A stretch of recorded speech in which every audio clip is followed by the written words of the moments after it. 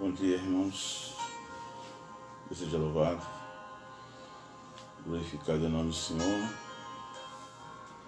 Deus possa, continuar a nos abençoar, porque somos carentes, da bênção de Deus.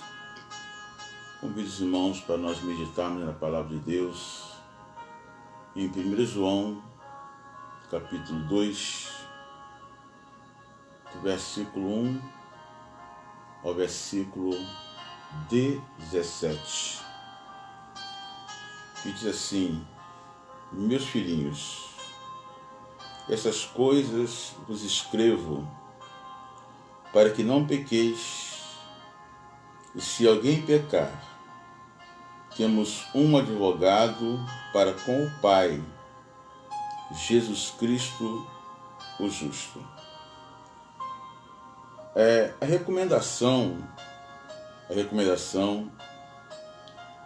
é não pecar, Capítulo 2, versículo 1, a recomendação, a orientação é não pecar. Porém, se pecar, temos um advogado. Tem alguém para nos advogar. E nós sabemos que a figura de um profissional como advogado, numa questão assim de defesa, de preparar uma defesa para o seu cliente, e sabemos que cada advogado monta uma estratégia de defesa, e a finalidade do advogado é absorver o seu cliente, é fazer com que o seu cliente não seja condenado. E aqui, no primeiro versículo do capítulo 2 de 1 João, diz que nós temos um advogado, ou seja, nós temos alguém que nos defenda. Esse alguém que nos defende de toda acusação nada mais é que a pessoa do nosso Senhor e Salvador Jesus Cristo. Então nós temos uma garantia de que nós não seremos condenados. Por quê? Porque Jesus Cristo nunca perdeu uma causa. Nunca vai perder uma causa. É o único advogado que não perde causa. Então nós louvamos a Deus que nós temos esse advogado. O próprio João aqui declara que temos um advogado para com o Pai, Jesus Cristo, o justo. E ele é, versículo 2, a propiciação pelos nossos pecados, e não somente pelos nossos, mas também pelos de todo o mundo. Ou seja, o sacrifício, a propiciação, o sacrifício feito por Cristo não foi somente para um grupo exclusivo de pessoas. O versículo 2 é bem claro que a propiciação pelos nossos pecados, não somente pelos nossos, pela da igreja, mas também pelo de todo o mundo, ou seja, toda a humanidade, ela foi contemplada a partir do momento que Deus enviou o seu Filho ao mundo. João 3:16 é bem claro que o Senhor enviou o seu Filho ao mundo, Ele enviou o seu Filho para salvar a humanidade, para resgatar aquilo que se havia perdido. Só que nós sabemos que a humanidade, de uma forma geral, tem rejeitado ele, Mas não vem o caso neste momento. O versículo 3 é interessante, que diz assim, olha: E nisso sabemos que o conhecemos, se guardamos os seus mandamentos. Aquele que diz, eu conheço, e não guarda os seus mandamentos, é mentiroso, e nele não está a verdade. Mas qualquer que guarda a sua palavra, o amor de Deus está nele, verdadeiramente aperfeiçoado. Nisso conhecemos que estamos nele. Do versículo 3 ao versículo 5, a definição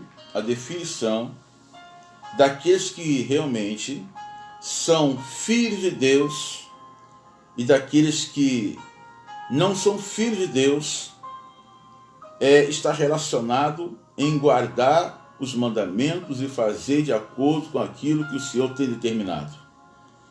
Porque se a pessoa diz que tem Jesus no seu coração, mas não pratica as obras que ele deixou, estabelecida para praticar, ou seja, a pessoa tem que pelo menos se esforçar em querer fazer o bem. Se a pessoa não se esforça para poder fazer o bem, para praticar o bem, para fazer aquilo que está contido na palavra de Deus, não dá mínima para isso, como vai dizer que está com o mandamento, ou que guarda o mandamento, ou que tem o mandamento e a palavra no seu coração? Porque o que vai definir se a pessoa tem a palavra de Deus no seu coração, os mandamentos do Senhor na sua vida, vai ser os frutos que essa pessoa vai produzir. Porque os frutos vão revelar o que está estabelecido lá no meu teu coração. Então, se os frutos são ruins, é porque a palavra de Deus não está operando. Mas se os frutos foram bons, é porque a palavra de Deus ela está reinando lá no seu coração. Então, aquele que diz que está nele, em Jesus, também deve andar como ele andou. Ou seja, nós devemos ser uma imitação de Paulo, como Paulo falou, como ele foi de Cristo. Ou seja, procurar ser uma imitação exata em termos de humilhação e de uma dependência total do Senhor. Porque é bem claro, devemos andar como ele andou. Como Jesus Cristo andou? Na obediência a Deus, e em tudo ele buscava a direção de Deus. Então, se nós devemos andar como ele andou, porque muitas vezes nós queremos fazer as coisas da nossa forma e do nosso jeito, e não da forma e do jeito que ele fez. Em todo momento, ele se destacava daquele grupo de seguidores, ia conversar com Deus, ia conversar com o Pai, ia palestrar com Deus, ia palestrar com o Pai, Ou seja, buscar esse relacionamento contínuo com Deus. Por que muitas vezes nós não agimos dessa forma, estreitar o nosso relacionamento com o Senhor, assim como ele estreitou e manteve estreito o relacionamento com o Pai? Então, o versículo 6 é bem claro que aquele que diz que está nele também deve observar, ou seja, andar como ele andou. Devemos observar como ele fazia e devemos procurar imitá-lo. Só que o apóstolo Paulo chamou isso para ele, essa responsabilidade para ele, para nós sermos imitador de Paulo, Assim como Paulo imitou a Cristo, nas suas pisaduras, na sua forma de agir e na sua forma de buscar a Deus, de entendimento da parte de Deus. Então devemos observar esses fatos e procurar melhorar cada dia. Ninguém é mais santo que ninguém, ninguém é melhor do que ninguém, mas nós podemos sim, devemos sim procurar melhorar a cada dia as nossas pisadas, para que possamos agradar aquele que nos chamou das trevas para a sua maravilhosa luz. Porque nós não podemos vestir uma vestimenta, no linguajar popular cristão, mas as nossas obras não estão de acordo. Aquilo que nós fazemos não está de acordo. Por quê? Aquilo que nós falamos e pregamos tem que estar de acordo com aquilo que nós vivemos no nosso dia a dia. Né? Vivemos no nosso dia a dia. Então, fugir da aparência de todo mal, de tudo que o mundo oferece, de tudo que o mundo, né, coloca diante de nós, na medida que a gente resiste toda essa oferta que o mundo nos oferece, isso vai identificar que em nós foi plantado realmente a palavra da verdade. Porque se deixarmos irmos de acordo com o que o mundo oferece, vai identificar que em nós ainda não foi plantada a palavra da verdade. Né? Porque o nosso comportamento vai ser um comportamento totalmente avesso àquilo que o Senhor espera de cada um de nós. O versículo 7 e o versículo 8 diz: irmãos, não vos escrevo mandamento novo, mas mandamento antigo, que desde o princípio tivesse este mandamento antigo, é a palavra que desde o princípio ouviste. Outra vez vos escrevo um mandamento novo, que é verdadeiro nele, em vós, porque não vão passando as trevas e já a verdadeira luz alumia. Ou seja, tanto o mandamento, né, que nós chamamos de antigo, como o velho mandamento, ou o novo mandamento, nós vamos entender que eles estão alinhados, né? Porque Jesus Cristo veio e cumpriu o antigo e agora veio colocar diante da igreja um novo mandamento. Então, independente do antigo ou do novo mandamento, né?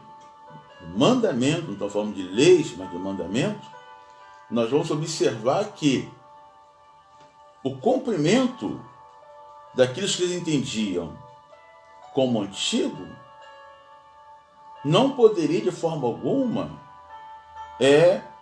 fazer com que o novo não tivesse a sua eficácia, e assim vice-versa. Então a gente vai observar aqui que o novo ele substitui o velho, mas a sua essência permanece a mesma. Ou seja, o antigo está alinhado com o novo, alinhadíssimo com o novo. Então, se eles entenderem, estavam entendendo, né, que nessa passagem aqui, o próprio João falando: olha, eu não trago coisa que vocês não conhecem, né? Não trago coisa que vocês não conhecem. Então, o novo ali estava no coração deles trazendo um conflito com aquilo que era o antigo, que não deveria haver esse conflito, porque o velho mandamento é a sombra do novo e se completam entre si. Só que, para eles entenderem que o que João estava trazendo não era coisa diferente daquilo que já sabiam há muito tempo, né? A questão do amor, que nós vamos ver mais na frente, a respeito do perdão, que é algo tão antigo que se ouve há tanto tempo, porém, né, isso são assuntos que vai perdurar para toda a nossa vida, independente do tempo passado, do presente ou do futuro. O amor tem que reinar em nossos corações. Então, a gente vai observar aqui, no versículo 9, que aquele que diz que está na luz e aborrece seu irmão, até agora está em trevas. Olha só. Aí vem o versículo 11, 9 e 11, diz: olha, mas aquele que aborrece seu irmão está em trevas, e ainda em trevas, e não sabe para onde deva ir, porque as trevas lhe cegaram os olhos. Ou seja, uma pessoa que aborrece, uma pessoa cheia de ódio no seu coração, contra o seu próximo, contra o seu irmão, que está direcionado aqui, é como se estivesse cego. Nós sabemos que uma pessoa que é cega é uma pessoa que precisa de orientação, de alguém para orientar. Porque está cego. O cego é uma pessoa que tem a sua vida muito limitada e depende de alguém para conduzir. Então, trazendo isso para o campo espiritual, quantas pessoas estão cegas e não sabem que estão cegos porque o ódio está reinando no coração da pessoa de tal forma que a pessoa não consegue liberar o perdão, né, de jeito nenhum. E não estamos falando isso do portão para fora do arraial. Estamos falando do portão para dentro do arraial, que muitas vezes acontece muito, né, das pessoas alimentarem o ódio de tal forma que não consegue liberar o perdão para o seu próximo. E a Bíblia aqui diz que a pessoa está em trevas e está cego. Em trevas e cego. Porque não consegue liberar o perdão. Porque enquanto liberar o perdão, enquanto não demonstrar de fato que ama, a Bíblia diz que está em trevas e automaticamente está cego espiritual. Louvado seja Deus. O versículo 10 diz: aquele que ama o seu irmão está na luz. Aquele que ama o seu irmão está na luz. Aquele que ama está na luz. E aquele que não ama não está na luz. É para a gente refletir a respeito disso aí. Porque o que vai definir se estamos na luz ou não é o amor de Deus. Como que a pessoa vai estar no arraial, né, e demonstra claramente que não ama o seu irmão, né? Demonstra que não ama o seu irmão, né? Quer ver o seu irmão pelas costas, quer ver o seu irmão destruído, quer ver o seu irmão, o seu próximo, o seu irmão, né, não ter sucesso na vida. Como que uma pessoa que não quer ver uma pessoa, o seu próximo, o seu irmão, bem, vai estar bem com Deus? Não tem como. Se a pessoa não quer ver o seu próximo bem, não tem como estar bem com Deus. Não tem como estar bem com Deus. Então, para estar bem com Deus, a pessoa vai desejar bem o seu próximo. Isso é vice-versa a situação. Então, quem ama está na luz. Quem não ama está em trevas. O versículo, é interessante de observar isso aqui. 12, filhinhos, escrevo-os porque, pelo seu nome, vos são perdoados os pecados.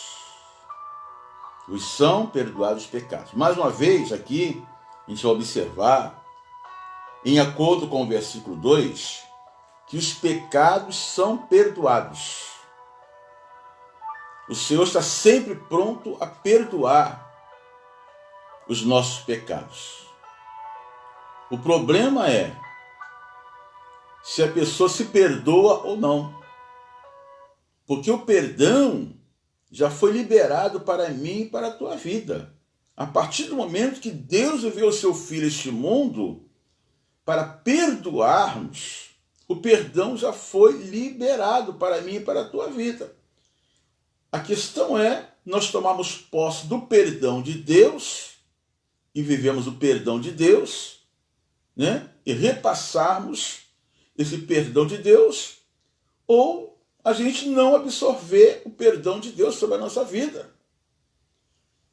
Versículo 13, pais, escrevo-vos porque conhecestes aquele que desde o princípio, e jovens escrevo-vos, porque venceste o maligno.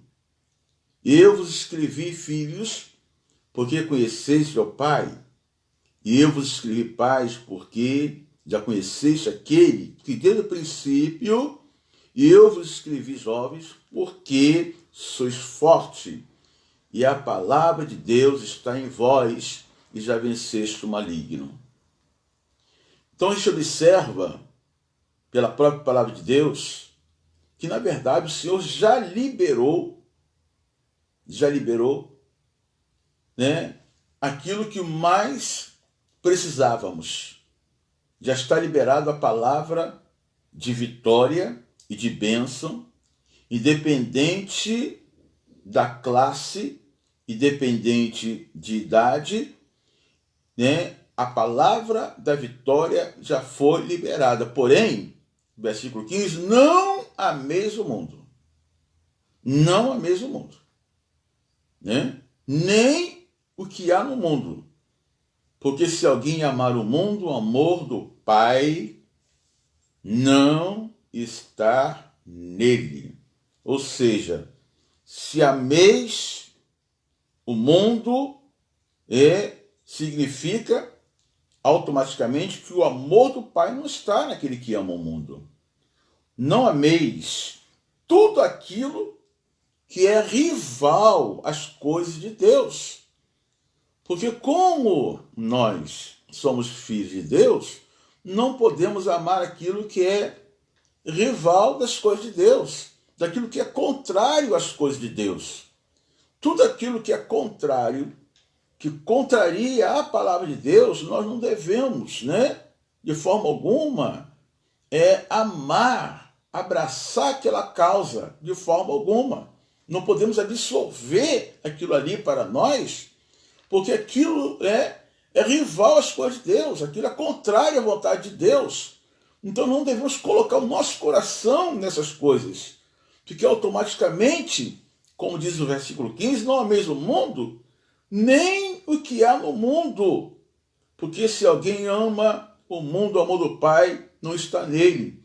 O que é, no mínimo, essas coisas que João vem falando a respeito de amar? Versículo 16, aqui lhe dá uma referência, porque tudo o que há no mundo, concupiscência da carne, concupiscência dos olhos, a soberba da vida, não é do Pai, mas do mundo.